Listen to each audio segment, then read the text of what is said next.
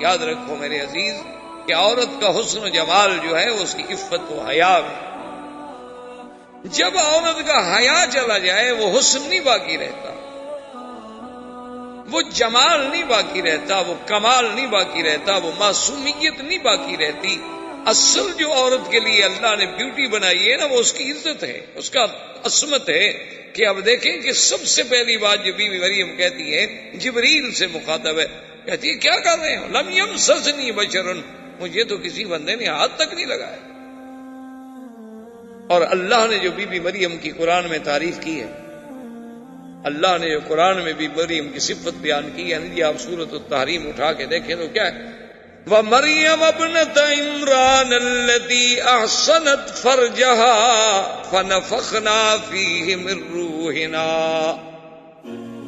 اللہ فرماتے ہیں کہ بی بی مریم عمران کی بیٹی جس نے اپنی شرمگاہ کی حفاظت کی، یعنی سب سے بڑی وصف جو اللہ نے، یہ نہیں کہا کہ وہ خوبصورت تھی، یہ نہیں کہا وہ پڑھی لکھی تھی، یہ نہیں کہا کہ بڑی روزے رکھنے والی تھی، بلکہ کہا کہ سب سے بڑی بات یہ ہے کہ اس نے اپنے نفس کی حفاظت کی تھی، کہ زنا تو زنا، کسی کے ساتھ نکاح بھی نہیں ہوا تھا، اسے تو کسی غیر مرد نے ہاتھ تک نہیں لگایا۔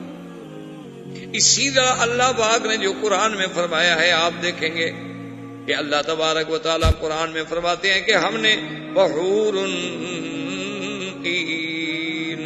کأمثال اللؤلؤ المكنون، اللہ فرماتے ہیں ہم نے جنت میں جو حوریں رکھی ہیں بڑی بڑی آنکھوں والیاں، اور ایسے ہیں جیسے موتی صدف میں چھپا ہوتا ہے جس کو کسی نے ہاتھ نہ لگایا ہو۔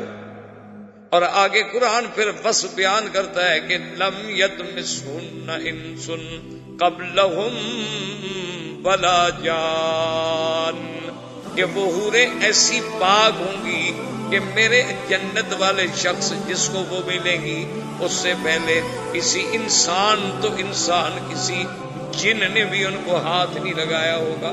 اصل صفت تو عورت کی یہ ہے کہ وہ ماں اور باپ کے گھر کے بعد اس کے بدن کو ہاتھ لگے تو پھر شوہر۔ یہ تھی عفت و عصمت عورت کی۔ اسی لیے یعنی سیدہ فاطمہ الزہرا رضی اللہ تعالی عنہا نے وصیت فرمائی تھی کہ سیدنا علی سے کہ میرا جنازہ رات کو پڑھ دیں۔ سیدنا علی نے فرمایا بھی کہ فاطمہ کیا کر رہی ہو؟ تم بنت رسول پاک ہو، تم جگر گوشہ محمد مصطفیٰ ہو، اور تمہارا جنازہ ہم رات کو اجنبیوں کی طرح چپکے سے پڑھ دیں اور دفن کر دیں؟ فرمایا علی میری زندگی میں مجھ پہ کسی کی نظر نہیں پڑی، میں چاہتی ہوں میرے جنازے پر بھی کم سے کم نظر۔ انہوں نے فرمایا کہ فاطمہ کیا کہہ رہی ہو؟ جنازے میں کوئی کیا دیکھ لے گا؟ آدمی پر چادر ہے، بندھا ہوا ہے، جنازے میں کیا دیکھا؟ اس نے کہا کم از کم لوگ یہ تو اندازہ کر لیں گے نا کہ قد لمبا ہے، چھوٹا ہے، کیسا ہے، یہ تو کم از کم آدمی کا جنازے کے بعد میت کو دیکھنے سے بھی اندازہ ہو جاتا ہے، میں تو یہ بھی نہیں چاہتا۔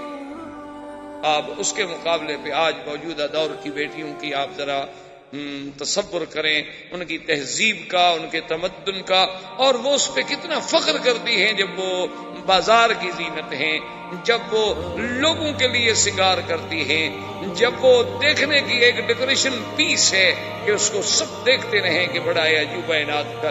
یہ عورتیں عورت کہلانے کی بھی شرن حقدار نہیں، یہ چلتی پھرتی زندہ لاشیں ہیں، ان کو عورت کہنے ہی گناہ ہے۔ شرعاً آپ ان کو عورت نہیں کہہ سکتے۔ عورت کا معنی یہ ہوتا ہے عورت الرجل من السرۃ الی الرکبۃ، کہ مرد میں عورہ کیا ہے، یعنی وہ چیز جو چھپانا جس کا ضروری ہے وہ ہے سرہ سے لے کر رکبہ تک، اور عورت کا کیا ہے من الراس الی الرجل، سر کے بالوں سے لے کر پاؤں کے ناخن تک اس کا چھپانا ضروری ہے۔ اسی لیے تو کہتے ہیں نا کہ یہ اب ہمارے یہاں دیکھا نا آپ نے شریعت اسلامی کا، ابھی تو بل آ رہا ہے 51 سال کے بعد، تو ابھی بل آیا ہے، خدا جانے کب یہ بل ہے یا بیل ہے، پتہ نہیں کب منڈے چڑھے گی، اللہ عالم۔